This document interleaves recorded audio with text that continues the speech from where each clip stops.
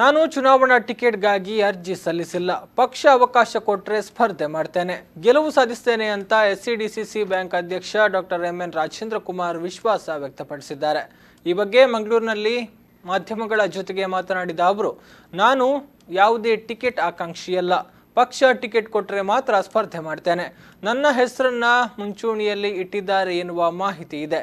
ನಾನು ಜಯ ಗಳಿಸಿದ್ರೆ ಮಂಗಳೂರಿನ ಜನತೆಗೆ ಒಂದು ಹೆಮ್ಮೆ. ಬೇರೆಯವರಿಗೆ ಟಿಕೆಟ್ ಕೊಟ್ಟರು ಕೂಡ ನಾನು ಅವರಿಗೆ ಬೆಂಬಲ ಕೊಡ್ತೇನೆ ಅಂತ ರಾಜೇಂದ್ರ ಕುಮಾರ್ ಹೇಳಿದ್ರು. ನೀವು ಕಂಟೆಸ್ಟ್ ಮಾಡೋದಿಲ್ಲ ಅಂತ ಹೇಳ್ತೀರಿ? ಯಾರು ಹೇಳಿದ್ದು ನಾನು ಕಂಟೆಸ್ಟ್ ಮಾಡೋದಿಲ್ಲ ಹೇಳಿ? ನಾನು ಹೇಳಲೇ ಇಲ್ಲ, ನಾನು ಅರ್ಜಿ ಹಾಕಲಿಲ್ಲ ಹೇಳಿದ್ದು. ಒಂದು ವೇಳೆ ಅವಕಾಶ ಕೊಟ್ಟರೆ ನಾನು ಕಂಟೆಸ್ಟ್ ಮಾಡ್ತೇನೆ, ನಾನು ಗೆಲ್ತೇನೆ, ನಾನು ಗೆದ್ದರೆ ಅದು ಮಂಗಳೂರಿನ ಜನತೆಯ ಹೆಮ್ಮೆ ಅಂತ ಹೇಳ್ತೇನೆ. ಇನ್ನು ಕಾಂಗ್ರೆಸ್ನ ಹಿರಿಯ ಮುಖಂಡ ಜನಾರ್ದನ ಪೂಜಾರಿ ಅವರ ಆರೋಪಕ್ಕೆ ಪ್ರತಿಕ್ರಿಯೆ ನೀಡಿದ ಎಂ.ಎನ್.ಆರ್. ಅವರು, ಪೂಜಾರಿ ಸ್ಪರ್ಧೆ ಮಾಡುವಾಗ ನಾನು ಚುನಾವಣಾ ಪ್ರಚಾರ ಕಾರ್ಯದಲ್ಲಿ ತೊಡಗಿಸಿಕೊಂಡಿದ್ದೆ.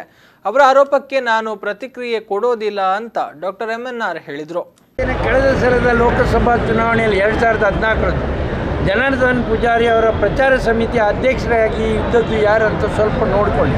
ಆಮೇಲೆ ಅವರು ಹಿರಿಯರು, ಬಹಳ ಹಿರಿಯರು, ಎಲ್ಲವನ್ನು ತಿಳಿದವರು, ಧಾರ್ಮಿಕ ಕ್ಷೇತ್ರದಲ್ಲಿದ್ದವರು, ನಿಮ್ಮ ಮಂತ್ರಿಯಾಗಿದ್ದವರು. ಅವರ ವಿಷಯ ನಾನು ಹೇಳುವಷ್ಟು ದೊಡ್ಡವನೂ ಅಲ್ಲ.